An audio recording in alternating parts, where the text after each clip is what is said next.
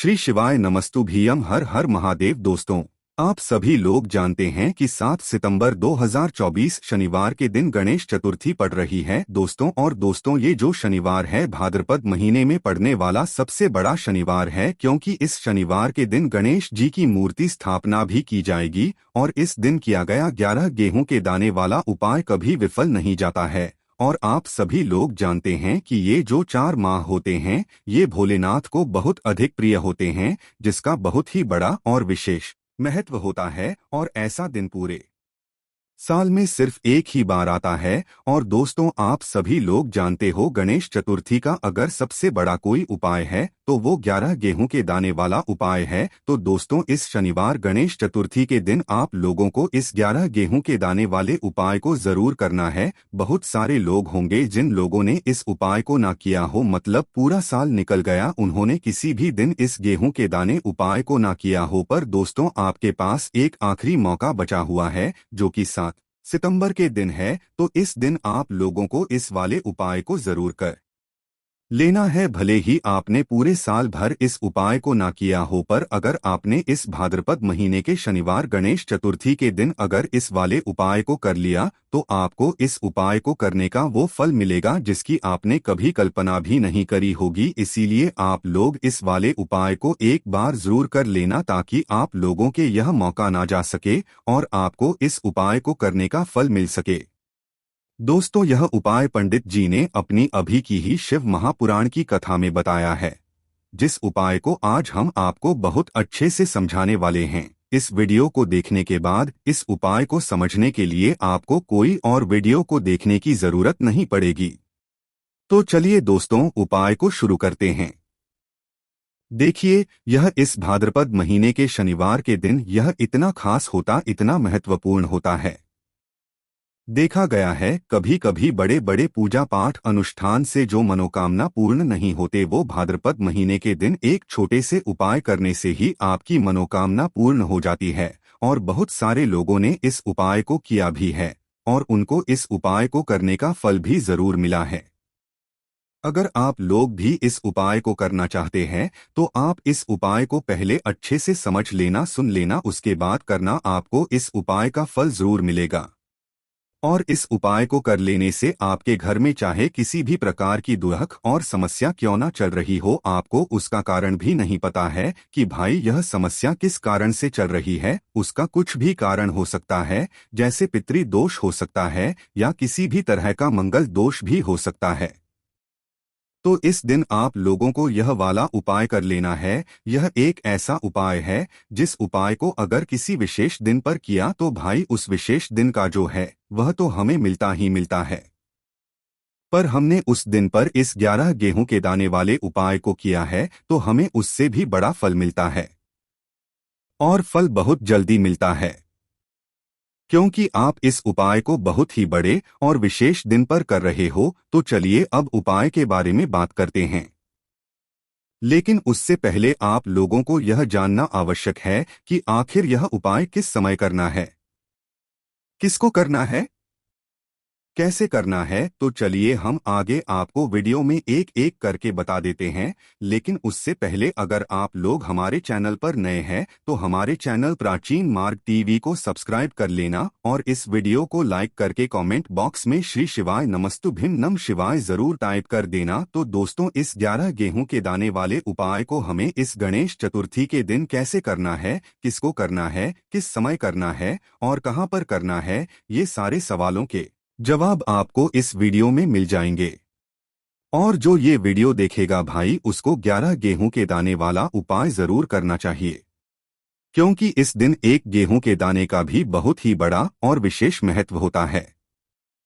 और जब बात आ जाए 11 गेहूं के दाने की तो ये सोने पे सुहागा वाली बात हो जाती है और ये एक बहुत ही बड़ा उपाय हो जाता है इस शनिवार गणेश चतुर्थी का। तो अब दोस्तों, इस 11 गेहूं के दाने वाले उपाय को करना किसको है, सबसे पहले हम लोग वो बात जान लेते हैं। तो देखो, घर की जो बड़ी माताएं बहनें होती हैं, उन माताओं बहनों में से कोई भी एक बड़ी माता बहन इस वाले उपाय को कर सकती है। और दोस्तों अगर आप चाहे तो अपने घर में से सभी सदस्यों को भी इस उपाय को करवा सकते हैं। अगर किसी व्यक्ति की खुद की कोई मनोकामना है, खुद की कोई दुख और परेशानी है जो कि वह अपने लिए ही करना चाहता है इस वाले उपाय को, तो वह खुद अपने लिए भी कर सकता है। बाकी अगर घर में से ऐसा है जो कि अपने पूरे घर परिवार की सुख और शांति के लिए यह वाला उपाय करना चाहता है तो भाई वह भी कर सकता है, उसमें भी कोई दिक्कत वाली बात नहीं है। कहने का मतलब यह है कि इस उपाय को हर एक सदस्य भी कर सकता है और पूरे घर परिवार के सदस्य के लिए घर की बड़ी माताओं बहनों में से कोई एक माता बहन भी कर सकती है। माताएं बहनें अगर घर में उपस्थित ना हो या वह यह वाला उपाय ना कर पा रही हो तो फिर घर का कोई सदस्य भी इस 11 गेहूं के दाने वाले उपाय को कर सकता है, चाहे फिर वह पुरुष ही क्यों ना हो, उसमें कोई भी दिक्कत वाली बात नहीं है। अब दोस्तों इस 11 गेहूं के दाने वाले उपाय को हमें करना कहाँ पर है? देखो, इस उपाय को हमें मंदिर में ही करना है। बहुत सारे लोग प्रश्न करते हैं हर एक उपाय को करते समय क्या हम इस उपाय को घर पर या मंदिर में कर सकते हैं? देखो, तो इस वाले उपाय को आप मंदिर पर करोगे तो अच्छा रहेगा, घर में नहीं है इस वाले उपाय को। उसके बाद में दोस्तों जो अगला प्रश्न निकल कर आता है वो यह आता है इस उपाय को लेकर कि आखिर इस उपाय को हमें किस समय करना है, सुबह के समय करना है कि शाम के समय करना है? तो देखो, इस वाले उपाय को आप लोग सुबह के समय भी कर सकते हो और शाम के समय प्रदोष काल में भी कर सकते हो। अब अगर आप पूछो कि भाई साहब सबसे उत्तम समय कौन सा रहेगा इस 11 गेहूं के दाने वाले उपाय को करने का, तो हम आपसे बस यही कहेंगे कि इस उपाय को आप शाम के करेंगे तो ज्यादा बेहतर होगा, क्योंकि गणेश चतुर्थी इस दिन है और इस दिन प्रदोष काल के बहुत महत्व होता है। बाकी अगर सुबह के समय भी करेंगे तो भी अच्छा होगा, उसमें कोई भी दिक्कत वाली बात नहीं है। तो अब दोस्तों जो अगली सबसे बड़ी और महत्वपूर्ण बात आती है वो यह आती है कि सुबह अगर हम उपाय को करेंगे तो हमें कितने बजे से लेकर कितने बजे तक के बीच में करना है, और शाम के समय प्रदोष काल में करेंगे तो हमें बजे से लेकर कितने बजे के बीच में करना है। तो देखो, सुबह जितनी जल्दी हो सके आप उपाय को करने की कोशिश करना। बाकी अगर किसी कारणवश लेट भी हो जाओ, थोड़ी देर भी हो जाए, तो 10 या 11 बजे तक भी आप उपाय कर लेना, पर 12 बजे से ज्यादा देरी ना हो, ठीक है? इस बात का ध्यान रखना। उसके बाद में दोस्तों अगर शाम के समय प्रदोष काल की बात करें, प्रदोष काल का जो समय होता है वो शाम के 6 बजे से शुरू हो जाता है। मतलब शाम के 6 बजे से लेकर 7 बजे के बीच का जो समय होता है ये समय प्रदोष काल का समय होता है। पर अभी जो मौसम चल रहा है इस मौसम में जो है शाम बहुत देरी से होती है, तो आप इस उपाय को 7 या 8 बजे के बीच में भी कर सकते हो। मतलब शाम के 6 बजे से रात 8 बजे के बीच में आप कभी भी इस वाले उपाय को कर सकते हो, उसमें कोई भी दिक्कत वाली बात नहीं है। परंतु शनिवार के दिन कोशिश करना कि समय के अंतर्गत ही कर लो, किसी कारणवश न पाओ तो थोड़ा देरी से भी कर सकते हो, आपको उपाय का फल जरूर मिलेगा।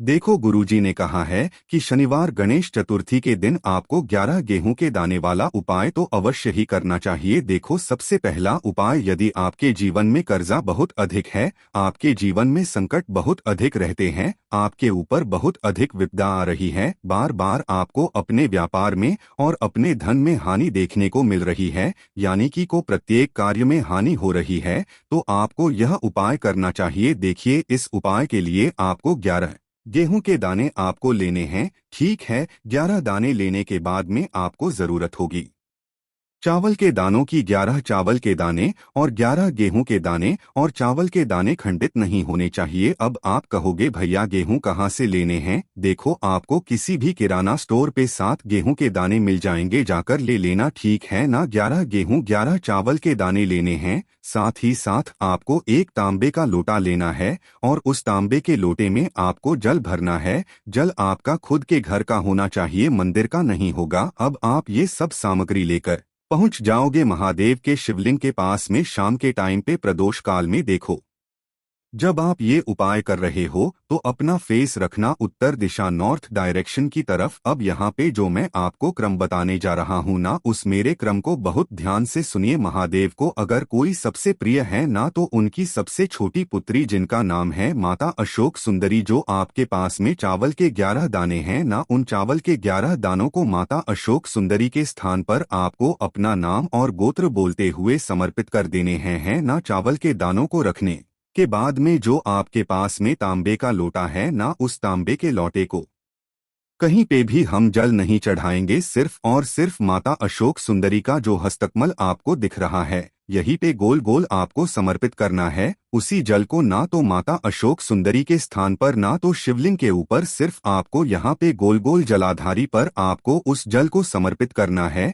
अब आपके पास में बचे हुए हैं 11 गेहूं के दाने और बचे हैं उन्हीं 11 गेहूं के दाने को आपको अपनी मनोकामना अपने विशेष कहते हुए महादेव के शिवलिंग के ऊपर अगर आप गणेश चतुर्थी के दिन प्रदोष काल में कर देते हैं तो आपकी जो भी मनोकामनाएं होंगी, जो भी विश होंगी, महादेव पूरी जरूर करते हैं। अन्न को समर्पण करने से, उस खासकर गेहूं को समर्पण करने से हमारी इच्छाएं पूरी होती है। और अगर वो दिन गणेश चतुर्थी का दिन हो तब तो इससे सुंदर संयोग कुछ भी नहीं हो सकता। आपकी इच्छाओं को पूरा करने के लिए बहुत स्पेशल, बहुत प्यारा सा उपाय आप सभी को जरूर करना है। ध्यान में रखिएगा, यह उपाय प्रदोष काल में करना है। देखो, गुरुजी ने कहा है भगवान शिव के शिवलिंग पर 33 कोटि देवी देवताओं का वास होता है। अगर हम शिवलिंग के सामने कुछ भी उपाय करते हैं तो हमारे सभी देवी देवता हमसे खुश हो जाते हैं। ये उपाय आपको अवश्य करना है। देखो, सुबह के टाइम नहीं कर सकते, ठीक है। अब बात करते हैं अगले उपाय की। देखिए, आगे बढ़ने से पहले वीडियो को एक लाइक जरूर करें। देखो, इस उपाय को करने के लिए सबसे पहले तो आपको 2 मिट्टी के दीपक लेने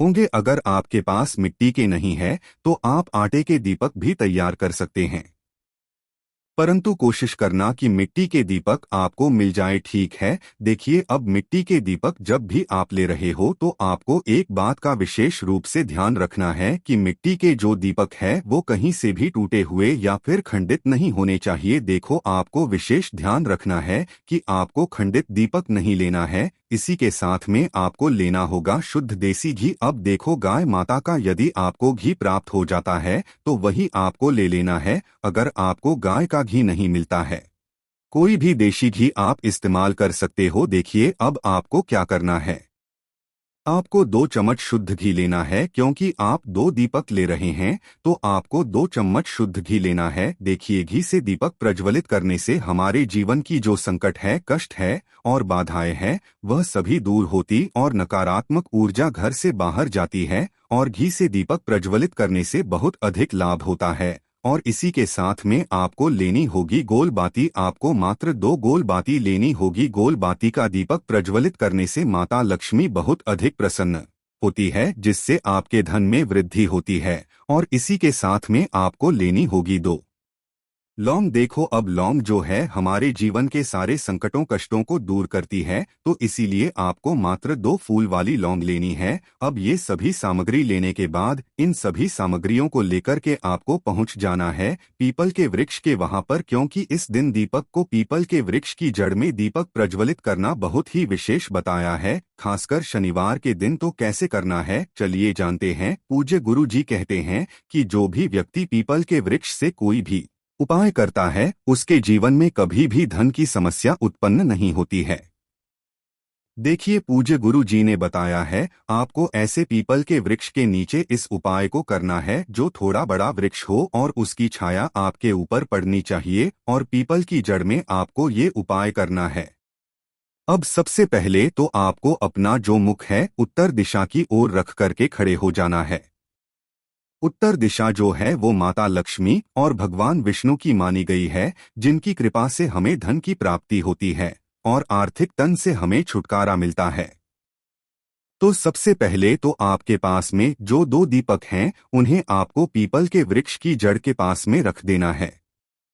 अब दोस्तों, इन दोनों दीपक में आपको एक एक चम्मच घी डाल देना है। उसके बाद आपको दोनों दीपक में एक एक गोल बाती को डाल देना है। इसके बाद आपको पीपलेश्वर महादेव का नाम लेकर के और अपनी नाम और गोत्र को बोल करके दोनों दीपक को आपको प्रज्वलित कर देना है। उसके बाद जो आपके पास 2 लौंग है उनमें से एक लौंग को अपने सीधे हाथ में रखना है और जो दीपक है पहला दीपक उसके ऊपर से आपको पहले लौंग को 11 बार घुमाना है। देखिए यदि आप 11 बार घुमा रहे हैं तो आपको 11 बार ओम महालक्ष्मी नमः इस मंत्र का जाप कर लेना है और आपको अपना नाम और गोत्र को बोल करके आपको धन की प्राप्ति हो, धन की जितनी भी समस्याएं हैं वह सभी दूर हो, ऐसे आपको प्रार्थना कर लेनी है। और ये जो पहली लौंग है आपको दीपक के अंदर डाल देना है। अब इसके बाद आपको दूसरी लौंग को भी लेना है और बाएं वाले दीपक के ऊपर से भी आपको इससे लौंग को 11 बार घुमा देना है और 11 बार आपको ओम नमो भगवते वासुदेवाय नमः इस मंत्र का जाप कर लेना है। उसके बाद इस जलते हुए दीपक मैं आपको अपना नाम और अपनी गोत्र को बोल करके इस जलते हुए दीपक में ये लौंग आपको डाल देनी है। देखिए पूज्य गुरु जी कहते हैं कि भी व्यक्ति इस उपाय को सावन मास की शनिवार की षष्ठी तिथि पर कर लेता है उसके जीवन में कभी भी धन से जुड़ी समस्या उत्पन्न नहीं होती है। उसका जो सोया हुआ भाग्य है वह चमक उठता है और धन की देवी माता लक्ष्मी की प्राप्ति होती है। अब दोस्तों हम जान लेते हैं पूज्य गुरु जी द्वारा बताए गए तीसरे विशेष उपाय के बारे में। देखिए सावन माह की कल षष्ठी तिथि है तो ये उपाय भी आपको अवश्य करना चाहिए यदि आप चाहते हैं कि आपके जीवन में चारों दिशाओं से धन की कोई भी कमी ना हो, यानी कि आपके जीवन में चारों दिशाओं से धन के जो स्रोत है वो बंद ना हो और चारों दिशाओं से आपके घर में आपके जीवन में धन आए, तो आपको आज के दिन ये उपाय करना चाहिए। आज के दिन पीपल के वृक्ष में भगवान विष्णु और माता लक्ष्मी का निवास होता है। पीपल के वृक्ष में देखिए आपको एक चौमुखी दीपक लेना है। आप माटी का दीपक भी ले सकते हैं और आटे का दीपक आप बना सकते हैं। देखिए दीपक के अंदर आपको 4 बातियों का प्रयोग करना है, साथ ही साथ दीपक में आपको घी का प्रयोग करना है। अगर घी आपके पास नहीं है तो आप तिल के तेल का प्रयोग भी कर सकते हैं और साथ में आपको एक चुटकी हल्दी भी लेनी होगी। अब देखो ये जो चौमुखी दीपक है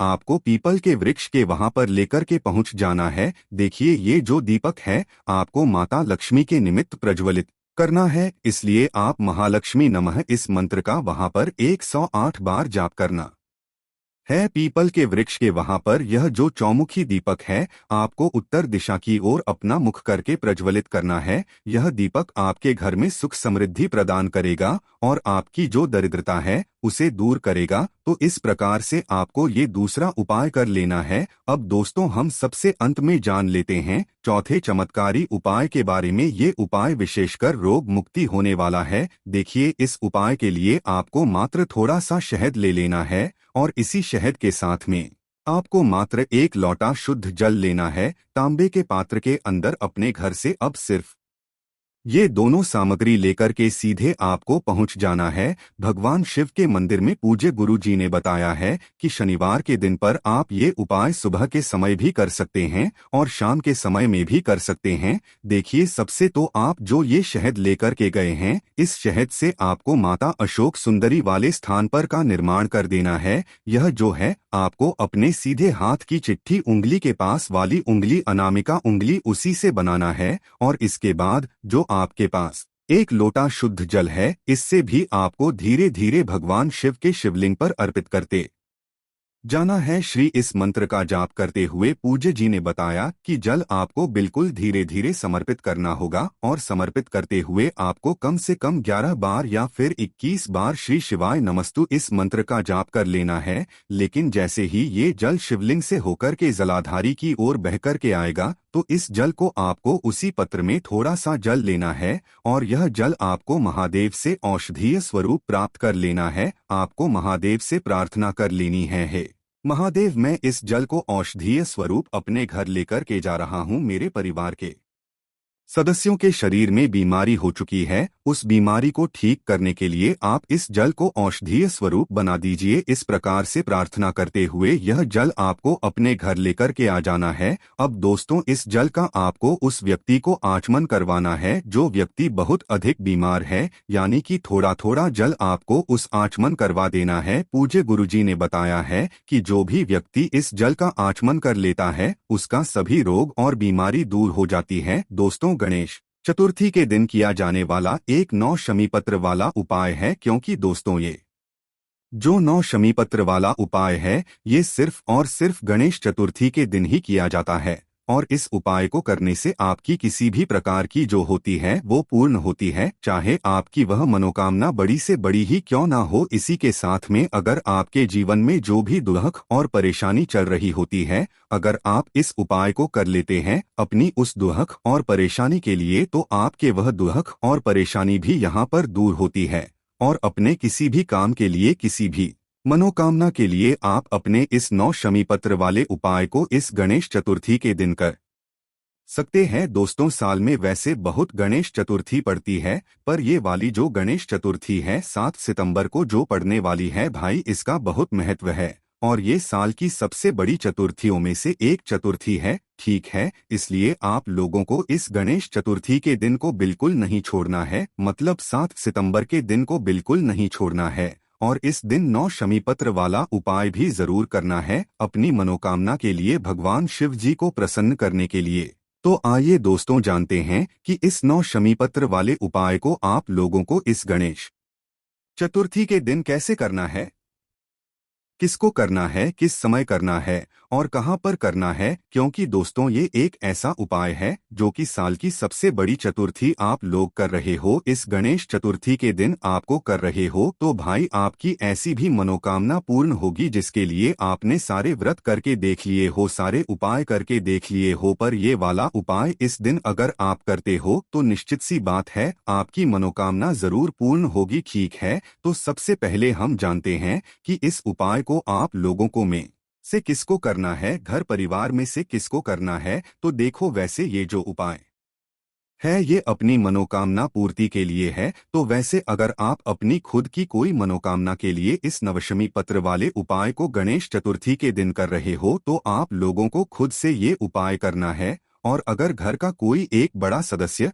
मुख्य सदस्य अपने पूरे घर परिवार की सुख और शांति के लिए ये वाला उपाय करना चाहता है कि उसके घर के सभी सदस्य खुशी रहें, सुखी रहें, तो भाई उस जगह पर घर का जो एक बड़ा सदस्य होगा, विशेष रूप से घर की बड़ी माताओं बहनों में से कोई भी एक माता बहन जो है, इस नवशमी पत्र वाले उपाय को गणेश चतुर्थी के दिन कर सकती है। बाकी किसी की भी अगर कोई खुद की मनोकामना है तो वो अपने लिए अलग से इस नवशमी पत्र वाले उपाय को कर सकता है, और पूरे घर परिवार की सुख और शांति के लिए करना है तो घर का मुख्य सदस्य माताओं बहनों में से कोई भी एक माता बहन इस नवत्र वाले उपाय को गणेश चतुर्थी के दिन कर सकती है। इसके बाद में दोस्तों, इस उपाय को आपको किस समय करना है, सुबह करना है कि शाम के समय करना है।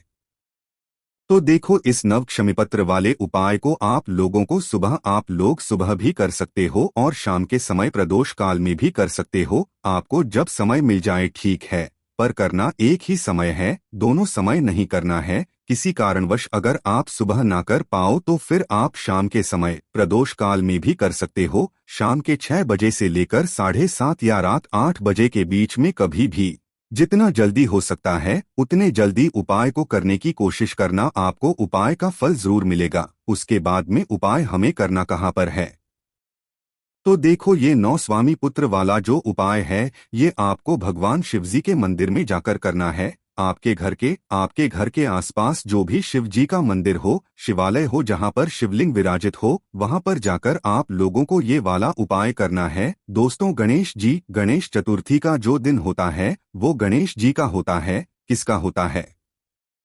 भगवान शिव जी के पुत्र का होता है, इसलिए इस दिन की महत्वता बहुत ज्यादा बड़ी होती है। और जब साल की सबसे स्तुति हो तो इससे बड़ी और अच्छी बात क्या हो सकती है। तो दोस्तों, इसके बाद में अब जो सबसे जरूरी चीज आती है कि इस 9 शमीपत्र वाले उपाय में हमें सामग्री क्या क्या लगेगी और हमें उपाय को करने की विधि क्या है वो भी हम आप लोग जानते हैं। तो सबसे पहली चीज दोस्तों, उपाय की सामग्री में सबसे जरूरी जो चीज है वो आपको उपाय के नाम में ही समझ आ गई है। 9 शमीपत्र वाला उपाय, मतलब कि 9 शमीपत्र। अब शमीपत्र तो आप सभी लोगों ने देखे हैं, शिवलिंग पर चढ़ते हैं और शिवजी को पसंद भी हैं। शमीपत्र क्या होते हैं भाई? शमीपत्र छोटी छोटी सी पत्तियां होती हैं जो कि हम भगवान शिव जी पर चढ़ाते हैं। ठीक है, शमीपत्र अगर आपको नहीं पता है तो आप इंटरनेट पर सर्च करके देखिएगा कि आपने ही घर में किसी से पूछिएगा या किसी से पूछकर जो है शमीपत्र तोड़कर लेकर आइएगा, क्योंकि ये ज्यादातर आपको बिकती हुई नजर नहीं आती है। शमी के पेड़ से शमी की पत्तियां आप लोग जो है यहाँ पर तोड़कर ला सकते हो। तो यहाँ पर आप लोगों को कुल मिलाकर 9 शमीपत्र की आवश्यकता पड़ने वाली है। कितने? 9 शमीपत्र। 9, सिर्फ 9 शमीपत्र की यहाँ पर आप लोगों को आवश्यकता पड़ेगी।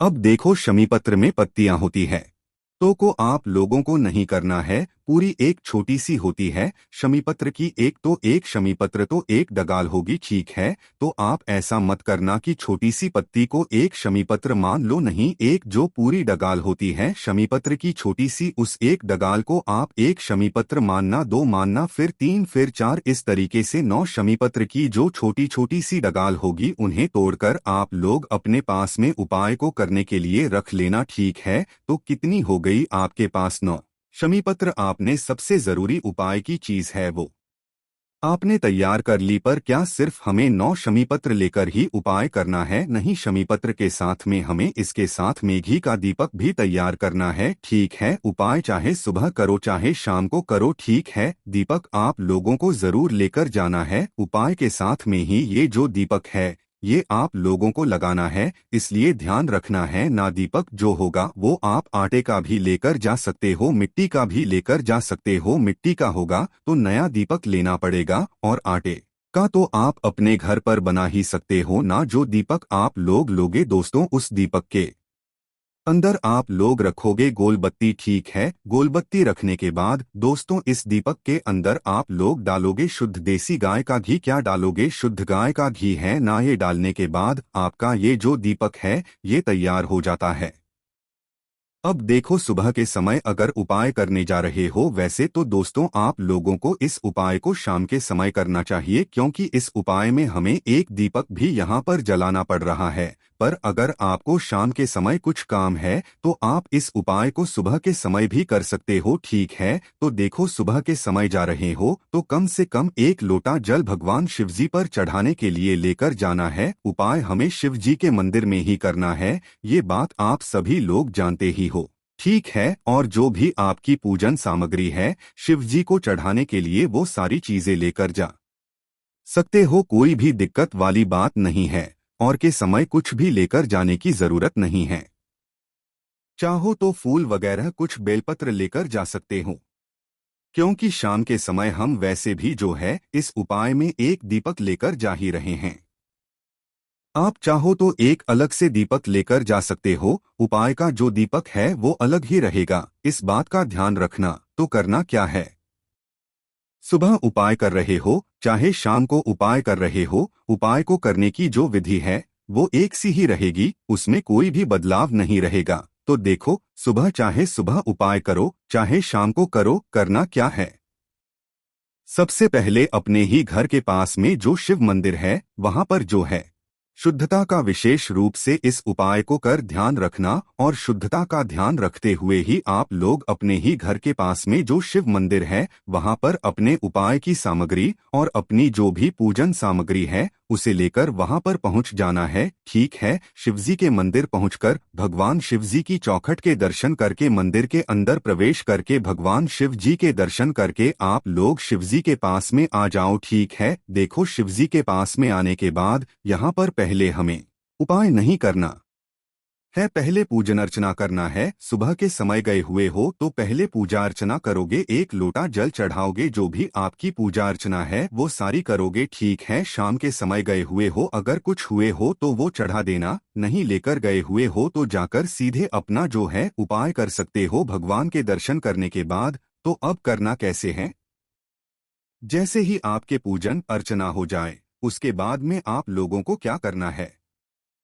भगवान शिव जी के शिवलिंग के पास में बैठ जाना है। अभी बैठने के बाद आप लोगों को अपना जो दीपक है वो अभी नहीं जलाना है। वो उपाय में हम आपको जब बताएंगे। जब जलाना है तो 9 शमीपत्र आपके पास है, एक घी का, गोलबत्ती का, शुद्ध देशी गाय का घी का जो दीपक है, मिट्टी का है, आटे का है, वो आपके पास है, तो एक ही दीपक लेना है इस उपाय में। तो भाई आप लोगों को क्या करना है?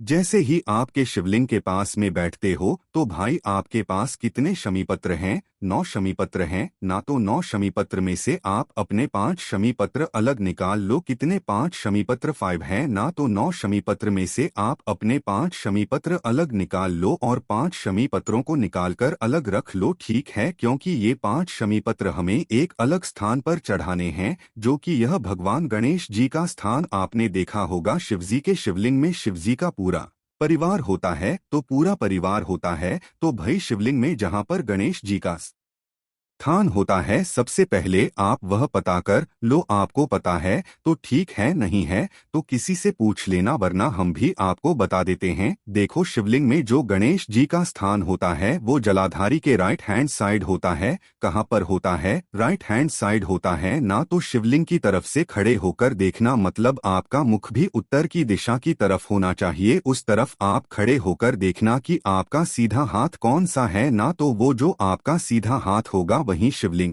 का सीधा हाथ होगा ना? तो शिवलिंग की तरफ से देखने पर जो सीधा हाथ पड़े उस सीधे हाथ की जलाधारी पर, कहाँ पर? जलाधारी पर। जलाधारी का बिल्कुल जो कोने का भाग होता है, साइड साइड का भाग होता है, गणेश जी का स्थान होता है। तो सबसे पहले आप लोगों को अपनी 5 स्वामी पत्र अलग निकाल लेनी है और जो 5 स्वामी पत्र आप लोगों ने निकाली है इनको एक साथ जमा लेना है और एक साथ जमा कर जो आपकी 5 स्वामी पत्र है इसे आपको भगवान गणेश जी वाले स्थान पर समर्पित करना है। भगवान गणेश जी का नाम लेते हुए तो 5 स्वामी पत्र आपको शिवलिंग में जलाधारी के राइट हैंड साइड पर, जहां पर गणेश जी का स्थान होता है शिवलिंग में, वहां पर आपको 5 शमीपत्र समर्पित करनी है। जो आपकी शमीपत्र की डंडी का भाग हुआ वो जलाधारी की तरफ करके रखना है जहां से जल बहता है और नीचे गिरता है। 5 शमीपत्र भगवान गणेश जी वाले स्थान पर समर्पित करने के बाद अब आपके पास 4 शमीपत्र बची हुई है। तो इन 4 शमीपत्रों में से आप अपने 3 स्वामी पत्र अलग निकाल लो, ठीक है?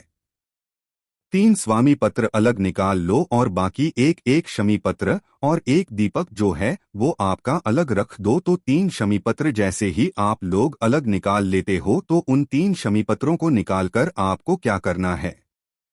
इन्हें भगवान शिवजी के शिवलिंग के ऊपर चढ़ाना है। कहाँ पर चढ़ाना है? शिवलिंग के ऊपर चढ़ाना है। अभी आपने कहाँ पर चढ़ाए थे? 5 स्वामी पत्र भगवान गणेश जी वाले स्थान पर। अब जो 3 शमी पत्र आपने निकाले हैं ये आप चढ़ाओगे भगवान शिवजी के शिवलिंग के ऊपर। जब शिवलिंग के ऊपर चढ़ाओगे तो भी डंडी का जो भाग है वो जलाधारी की तरफ होगा या तो आपकी तरफ होगा। तो 3 स्वामी पत्र अलग से निकालकर इन्हें आपको भगवान शिवजी के शिवलिंग के जो है ऊपर यहाँ पर आपको समर्पित कर देना है। जैसे ही आप लोग अपनी ये 3 स्वमिपुत्र शिवलिंग के ऊपर समर्पित करते हैं उसके बाद में अब आपके पास बचा है एक स्वामी पत्र और अपना एक घी का दीपक जिसको उठाना है। आप लोगों को एक स्वामी पत्र अपने एक दीपक को उठाना है और शिवलिंग के पास से उठ जाना है और उठने के बाद शिवजी की चौखट के पास आ जाना है। मंदिर से बाहर नहीं निकलना है, मंदिर के अंदर ही खड़े रहना है। मतलब जो भगवान शिवजी की चौखट हो उस चौखट के बिल्कुल आखिरी में आकर खड़े हो जाना है। बस मंदिर के प्रांगण से शिवजी के मंदिर से बाहर नहीं निकलना है। तो वहां पर जैसे ही अगर खड़े हो जाओ तो अपना लेफ्ट हैंड देखना कौन सा, उल्टा हाथ देखना। तो अपने उल्टे हाथ की जो चौखट होगी उसके साइड में बैठ जाना है। मंदिर के अंदर ही बैठना है, मंदिर के बाहर नहीं बैठना है। शिवजी के मंदिर के प्रांगण जो होगा उसके अंदर ही बैठना है। तो शिवजी के मंदिर की चौखट में जो आप लोगों का लेफ्ट हैंड पड़े मंदिर से जाते समय मतलब आपका मुख मंदिर की चौखट की तरफ होगा, तो उस समय आपका जो लेफ्ट हैंड पड़े उस लेफ्ट हैंड की चौखट में आप लोगों को बैठ जाना है। बैठने के बाद आप लोगों को क्या करना है, मंदिर की चौखट के अंदर की तरफ ही करके सबसे पहले तो अपना वो जो दीपक है उसको पहले प्रज्वलित कर लेना है, मतलब कि जला लेना है। ना अपनी माचिस लेकर जाना इस दीपक को जलाने के लिए, किसी और से माचिस मत लेना इस दीपक को जलाने के लिए, वरना इस उपाय को करने का फल उस व्यक्ति को भी कुछ ना कुछ जरूर भाग्य मिल जाएगा। ठीक है, तो अपने घर से अपनी माचिस लेकर आना है इस दीपक को जलाने के लिए। इस दीपक को सबसे पहले आप लोग जला देना। दीपक आपका जैसे ही जल जाता है, दीपक जलाने के बाद दोस्तों सबसे पहले तो आपके पास जो अपना एक शमीपत्र बचा हुआ है, उस एक शमीपत्र को आप लोगों को क्या करना है, उसी भगवान शिव जी के मंदिर की चौखट के लेफ्ट हैंड साइड में जहां पर हमने आपको बैठने के लिए कहा है, वहीं पर बैठकर इसको सबसे पहले समर्पित कर देना है। ठीक है, उस शमीपत्र को भगवान शिव जी के चौखट के लेफ्ट हैंड साइड में समर्पित करने के बाद या उल्टे हाथ की चौखट पर समर्पित करने के बाद अपना जो दीपक है वो दीपक को गणेश जी के मोर ध्वज या मयूर ध्वज, कोई भी एक नाम लेना, मौरध या मयूर ध्वज, मोर ध्वज या मयूर ध्वज, कोई भी गणेश जी का एक नाम लेकर आप लोगों को इस दीपक को उस शमीपत्र के पास में रख देना है। शमीपत्र के ऊपर नहीं रखना है, शमीपत्र के पास में रखना है। तो उस शमीपत्र के पास में आप अपने इस दीपक को रख दें। और दोस्तों जैसे ही आप लोग अपने इस दीपक को उस शमीपत्र के पास में रख देते हो शिव जी के उल्टे हाथ की चौखट की तरफ, उसके बाद में वहीं पर बैठकर आप भगवान गणेश जी का नाम लेकर, शिव जी का नाम लेकर अपनी वह मनोकामना बोल देना जिसके लिए आप लोग अपने का उपाय कर रहे हो। चाहे दुख और परेशानी के लिए कर रहे हो, चाहे किसी भी काम के लिए कर रहे हो, अपनी वह मनोकामना जरूर बोल देना। इस दीपक को रखने के बाद गणेश जी के मोहर ध्वज, मयूर ध्वज, गणेश जी का नाम लेने के बाद दीपक को रखते समय गणेश जी के मोरध ध्वज, मयूर ध्वज, गणेश जी का नाम लेना। उसके बाद में अपनी मनोकामना बोल देना।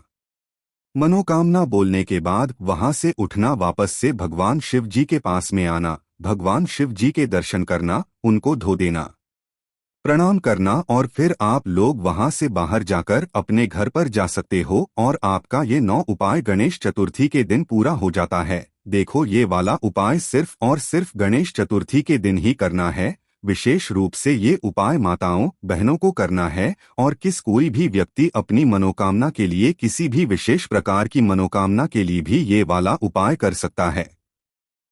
इस उपाय को करने के बाद लोगों को फल मिला है, आप लोगों को भी मिलेगा।